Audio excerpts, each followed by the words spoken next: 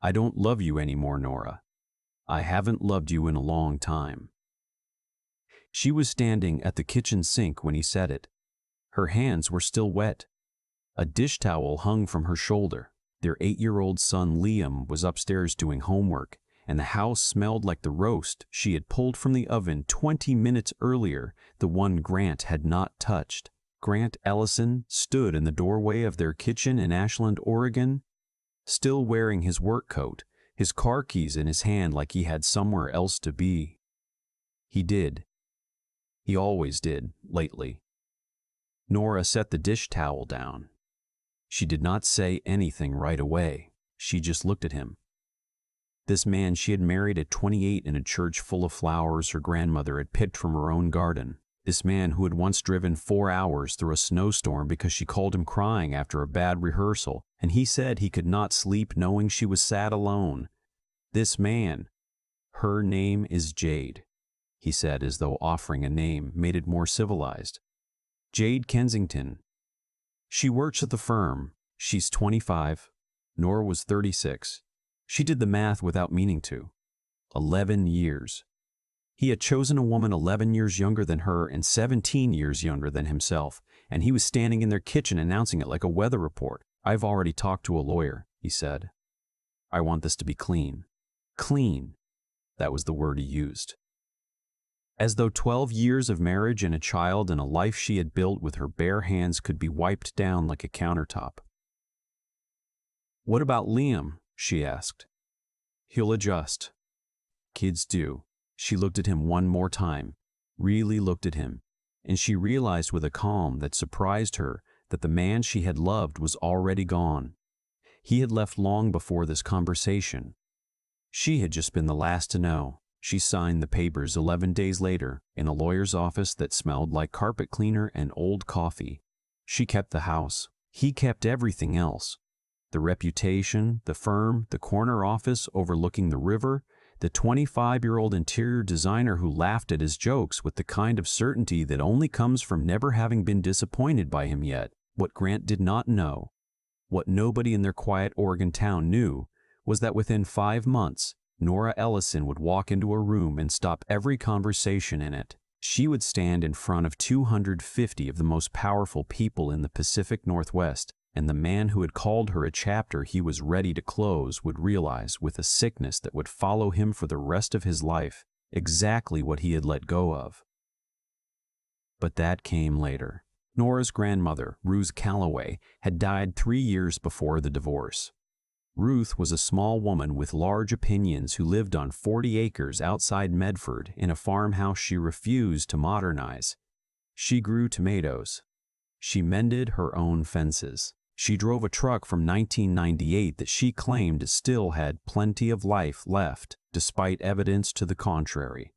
She made the best blackberry cobbler Nora had ever tasted, and she never once told Nora what to do with her life, which was the greatest kindness anyone had ever shown her. When Ruth died, she left Nora a sealed envelope with a handwritten note on the outside. "When you're ready, sweetheart, not before." Inside was a phone number and a name. Helen Pryor, attorney at law, Talent, Oregon. Nora had tucked the envelope into her bedside drawer and not thought about it again. She was busy. She was always busy, managing Grant's social calendar, driving Liam to school and soccer and piano, teaching cello lessons 3 afternoons a week in a studio above the hardware store, living the kind of life that looks full from the outside but feels, from the inside, like running on a wheel that goes nowhere. The morning after the papers were signed, Nora sat in the kitchen alone. The house was so quiet she could hear the clock in the hallway. She went upstairs, opened the drawer, and found the envelope. She called the number. Helen Pryor was 71 years old, wore reading glasses on a beaded chain, and had been Ruth Calloway's attorney and closest friend for 38 years. She did not ask Nora to come to her. She drove to Nora's house that same afternoon, arriving with a leather bag and a Tupperware of lemon cookies because, she said, Ruth would have wanted cookies at the table for this kind of conversation. They sat in the kitchen. Helen opened her bag and spread 3 folders across the table. "Your grandmother," Helen said, "was not just a tomato farmer. Nora almost laughed. Almost. Ruth Calloway, it turned out, had spent 45 years quietly acquiring land. Vineyards in Sonoma and Napa, timberland in southern Oregon, agricultural tracts across the Central Valley. She had started with one small parcel she bought in 1979 with money she saved working double shifts at a cannery, and she had never stopped. She reinvested every return. She partnered silently with developers, vintners, conservation trusts. She funded scholarships for rural girls in 6 counties. She built a portfolio so carefully and so quietly that not a single newspaper had ever printed her name. She used to say, Helen told Nora, that money talks loudest when it doesn't talk at all. Nora stared at the folders. How much? Helen folded her hands the way a person does when they are about to say something that will change the shape of a life. As of last quarter, the Calloway Trust holds assets valued at approximately $2.8 billion. All of it, every parcel, every share, every fund, is yours. The kitchen went completely still. Nora could hear the clock again. She could hear a bird outside the window. She could hear her own breathing. She looked down at her hands, the hands that had played cello in a studio above a hardware store, the hands that had packed Grant's lunches and braided Liam's hair and signed divorce papers in a room that smelled like carpet cleaner. $2.8 billion. She did not cry. Something far larger than tears was moving through her, and it felt, for the first time in years, like her own pulse. She told no one. Not Liam, who was too young to carry a secret that size. Not her friend Dana, who loved her fiercely but told her husband everything by sundown. Not her sister Margot in Portland, who would have posted something cryptic on social media within the hour. She hired a private legal and financial team in San Francisco. 4 people with zero connection to Grant's firm or anyone in Ashland. She spent 3 weeks in careful meetings, learning the scope of what Ruth had built and what Nora was now responsible for. The numbers were staggering. But what moved her more than the money was the intent behind it. Ruth had spent 45 years making things grow, not just grapes and timber and capital, but schools, shelters, futures. Every dollar had a purpose. Every investment had a face attached to it somewhere. Nora began to understand that her grandmother had not just left her money. She had left her a way of living. She started slowly. She kept the house in Ashland, but bought a second property, a stone cottage on 11 acres in the hills above Jacksonville, with a porch that looked out over the Rogue Valley and a garden that had been neglected long enough to become wild in a way she found beautiful. She planted things. She read books she had been meaning to read for a decade. She played her cello again, not for students, not for recitals, just for herself, in the late afternoon light, with the windows open and nobody listening. She let herself remember, one quiet afternoon at a time, who she had been before she became Grant Ellison's wife. It was through one of the Trust's rural education grants that she met Simon Hale. Simon was 44, a vineyard owner and windmaker in the Applegate Valley, who had spent the last 15 years building something small and honest. His wines won awards occasionally. He did not care about the awards. He cared about the soil, the weather, the slow patience of waiting for something to become what it was supposed to become. He had a 12-year-old daughter named Rosie from a marriage that had ended without malice 7 years earlier, and he coached her softball team on Saturdays with the quiet intensity of a man who understood that showing up is its own kind of love. He came to Nora's cottage on a Thursday morning in September to discuss a proposal for a youth agricultural program the Trust was considering funding. He found her on the back porch, barefoot, arguing with a bird feeder she was trying to hang from a branch that was clearly too high for her. "You might need a ladder," he said from the gate. She turned, hair tied back, dirt on her knees, a look on her face that was equal parts determination and frustration. "I might need a different tree," she said. He smiled. It was the kind of smile that starts slow and arrives fully only after the person decides you're worth it. "Simon Hale," he said. "Nora Calloway," she said. She had started using her grandmother's name. It fit better now. They talked for 2 hours that first morning. Not just about the grant, about soil and patience and what it means to build something that takes years to show its value. He listened the way most people do not, completely, without planning his next sentence while she was still finishing hers. He came back the following Thursday, and the Thursday after that. By the third week, their meetings had stopped pretending to be about the grant. They walked the property together. He showed her which plants were volunteers and which were weeds, and explained with genuine enthusiasm why the difference mattered. She played him a piece of Bach one evening when he stayed past sundown, and he sat in the kitchen doorway and listened without moving. And when she finished, he said, "Play it again." And she did, and the second time was better because she was no longer nervous. Grant had not complimented her playing in 9 years. He used to ask her to close the door when she practiced because he was on a call. By the second month, Simon was staying for dinner. Simple meals, nothing performed. Pasta, bread, wine from his vineyard. They talked easily about difficult things. His divorce, her divorce, the strange grief of losing a version of your life you had built on good faith. He did not try to fix her. He did not offer advice. He just sat across the table and made her feel, in the unremarkable light of a Tuesday evening, like someone whose thoughts were worth hearing. One night in late October, he stood at the front door, jacket on, keys in hand. He paused. "I want to take you somewhere Saturday," he said. "The vineyard. Harvest is almost done. It's the best time. Everything is gold and exhausted and beautiful." "That sounds like a sales pitch," she said. "It's not." He looked at her directly. "I just want you to see something I built, and I want you to see it with me." She was quiet for a moment. Then, "Saturday, early." He nodded and left. She closed the door and pressed her back against it and stood there for a long time, feeling the warmth of something she had stopped believing was available to her. Saturday came. He picked her up at 7 in the morning. The valley was covered in fog that the sun was slowly burning away, and the vineyard, when they arrived, was exactly what he had described, gold and tired and impossibly beautiful. They walked the rows together. He told her about the vines, which ones struggled, which ones surprised him, which ones he talked to when nobody was around. "You talk to your grapes?" she asked. "Doesn't everyone?" She laughed. The real one. The one that came from somewhere she had almost forgotten existed. They sat on the hill above the vineyard at noon and ate sandwiches he had packed.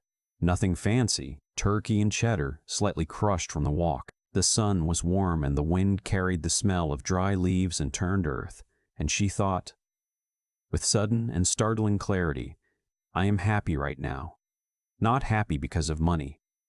Not happy because of revenge. Just happy because I am sitting on a hill with a man who talks to his grapes and packs sandwiches and is not trying to be anyone other than who he is." He reached over and took her hand, not dramatically, not as a declaration, just took it, the way you reach for something you already know belongs in your hand. She held on. That evening, he drove her home. They stood on the porch in the cold October air, the stars sharp and endless above the valley. He looked at her with the kind of attention Grant had never given her. The slow, unhurried focus of someone who was in no rush to be anywhere else. "Nora," he said. Just her name. She waited. He kissed her, gently, slowly, with both hands on her face, and she closed her eyes and felt something crack open inside her chest that had been sealed shut for so long she had forgotten it was there. The feeling of being chosen, not for what she owned, not for what she could provide, but for the person standing on the porch, in old boots with dirt on her knees, who argued with bird feeders and played Bach in her kitchen with the windows open. When he pulled back, she kept her eyes closed for one more second, then opened them. He was smiling. The kind that lives in the eyes. "Good night, Nora." "Good night, Simon." She went inside and stood in the hallway and put her hand flat against her chest and felt her own heartbeat like it was introducing itself to her for the first time. Meanwhile, quietly, something large was being set in motion.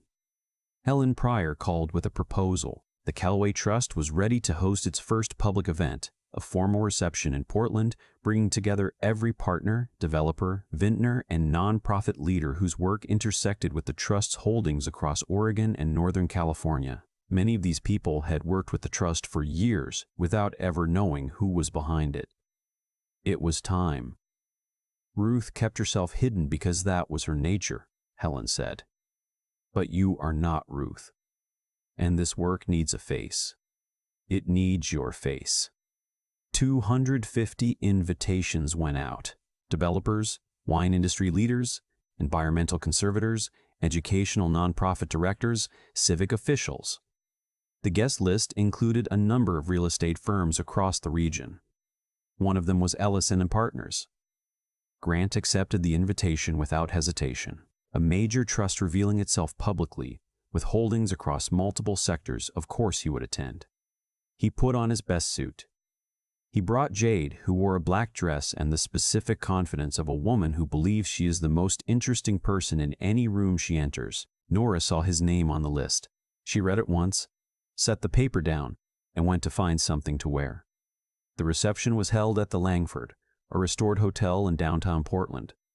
Crystal chandeliers, oak floor-to-ceiling windows overlooking the Willamette River. 250 people filled the room. Developers, conservationists, nonprofit founders, vintners, investors. Grant arrived with Jade on his arm. He shook hands.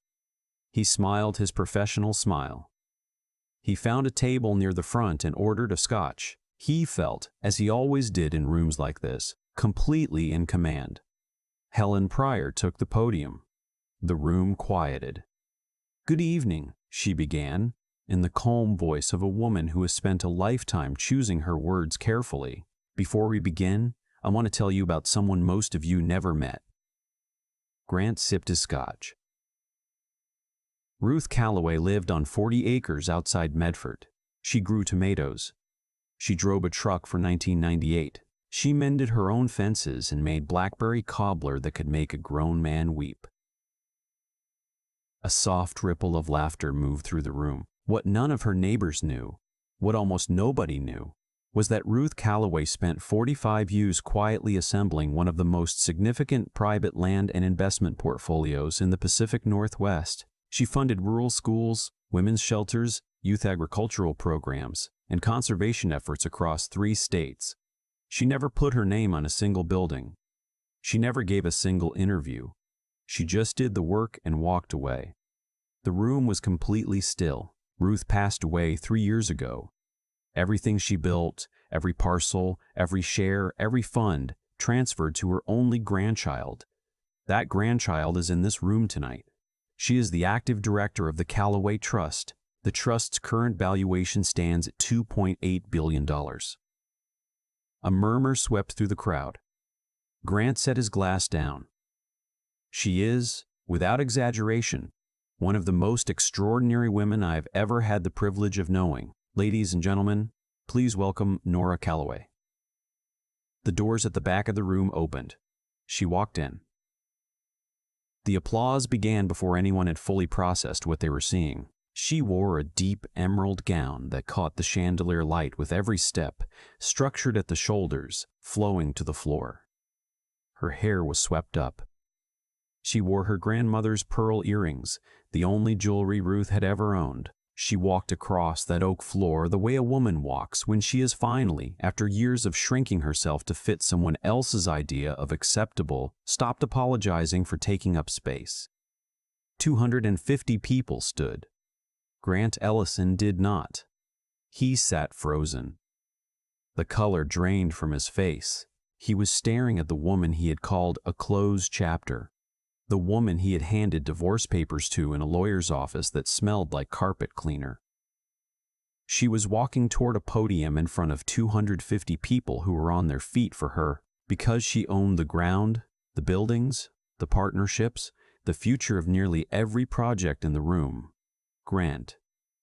Jade leaned toward him. "Do you know her?" He could not speak. Nora spoke clearly, warmly, without a single unnecessary word. She talked about Ruth's vision, the Trust's mission, the work ahead. She did not perform. She did not try to impress. She simply stood at the front of a room full of powerful people and spoke like a woman who had earned every word. When she finished, the ovation lasted a full 40 seconds. Grant was on his feet and moving before the applause ended. He left Jade at the table without a word, without a glance, pushing through the crowd until he reached Nora near the side of the stage. Nora, she turned. His face was completely undone. The polish, the composure, the carefully maintained surface of Grant Ellison, all of it gone. He looked at her the way a man looks when the true cost of his decision lands on him in a single devastating moment. "Look at you," he said, his voice barely holding. "How? When did all of this? I was married to you for 12 years. I never knew. Nora, I never even asked about your grandmother." She looked at him calmly, not cold, not vengeful, just clear. "You didn't," she agreed. "I made the worst mistake of my life." His eyes were wet. People nearby had turned to watch. He did not seem to notice. "Nora, I am so sorry. I was blind. I was stupid. I threw away the best thing I ever." "Grant." Her voice was soft, steady, the way a door sounds when it closes for the last time. "Stop." He stopped. "I forgive you," she said, and she meant it. But forgiveness and restoration are not the same thing. "I'm not going back to who I was, and I am not going back to you." She held his gaze for one long, steady moment. "I hope you find what you're looking for, Grant. I genuinely do." She turned away. Jade had followed Grant across the room and was standing 6 feet behind him, arms folded, jaw tight. $2.8 billion, Jade said, her voice low and sharp. "You left a woman worth $2.8 billion.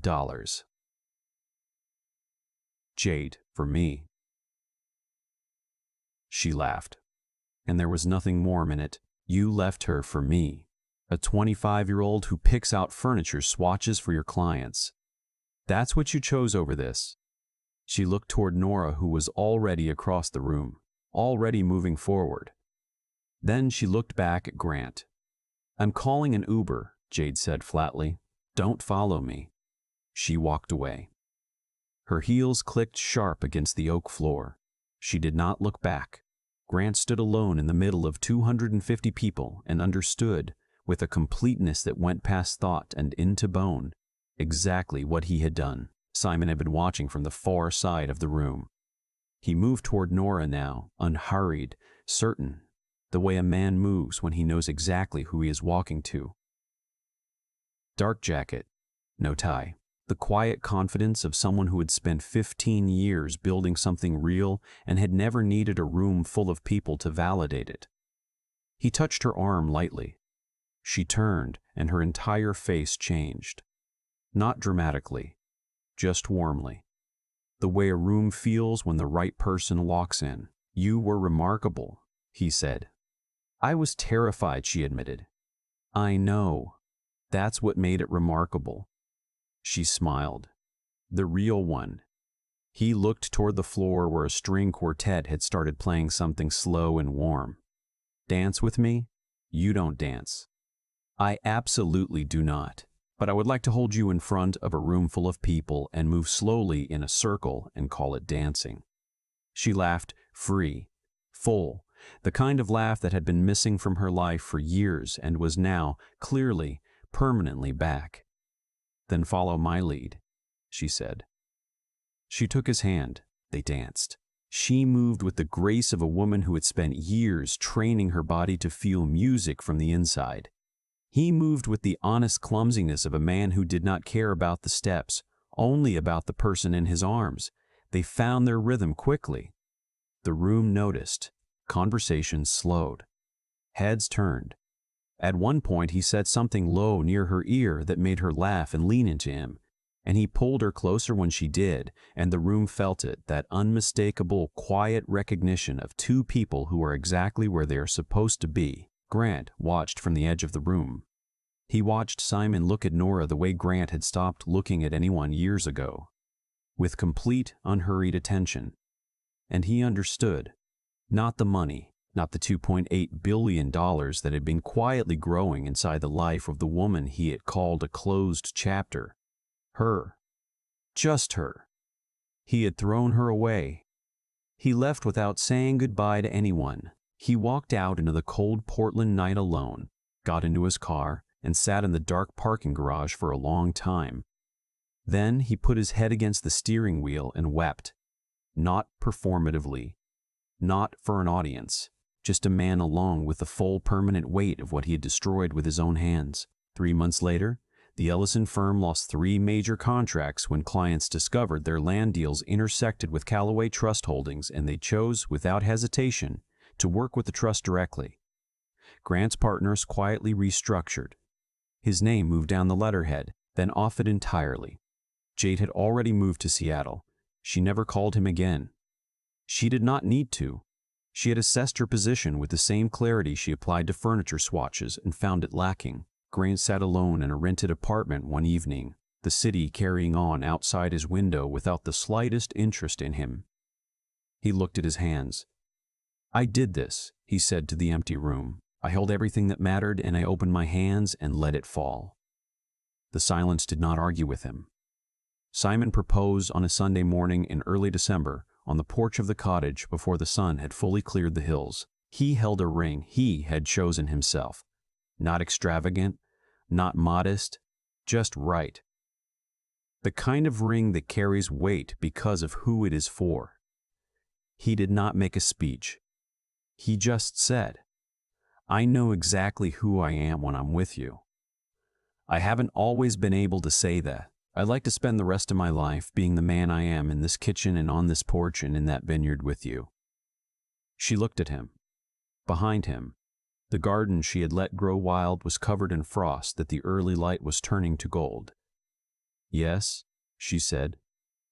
He put the ring on her finger. He kissed her, and she closed her eyes completely, the way she had learned to close them around him, with nothing guarded, nothing held back. The way you can only be kissed by someone who knows the full weight of who you are and has chosen you not despite it, not because of it, but simply alongside it. She called Liam that evening on FaceTime. He was at Grant's apartment for the weekend. "Mom," he said carefully. He was 9 now, old enough to read her face. "Are you crying?" "Happy crying," she said. "Is it Simon?" "Yes." There was a pause. Then, quietly, with the steady eyes he had inherited from Ruth, "Does he make you laugh, Mom?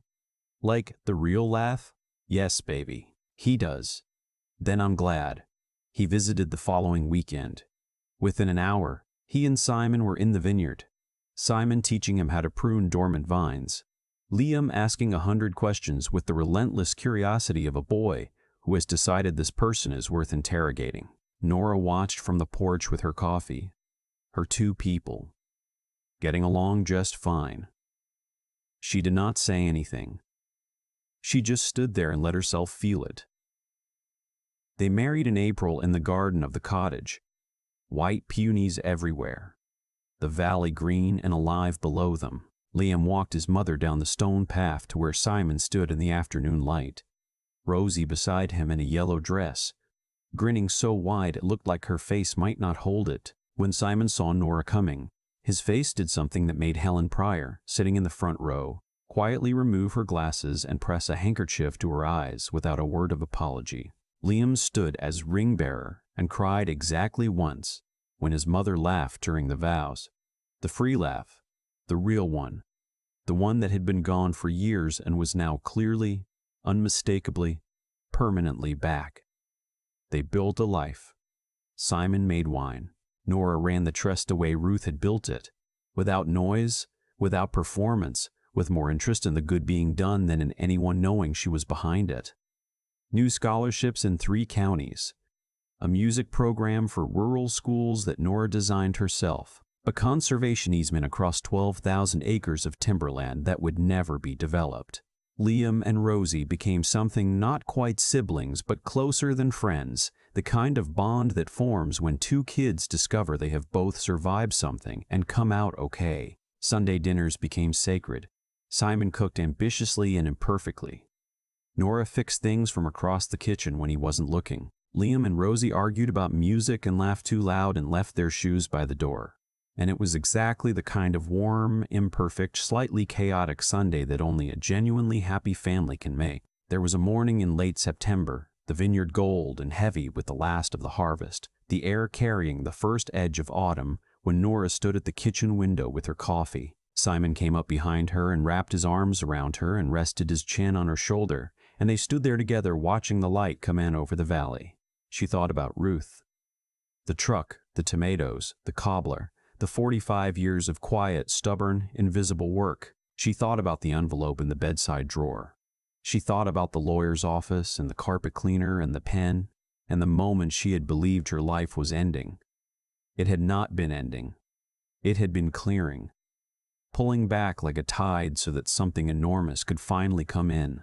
Grandma knew, she said softly. Knew what? Simon asked. She watched the morning light move across the vines. That I was going to be more than fine. She just knew I needed time to find it myself. Simon pressed a slow kiss to the side of her head.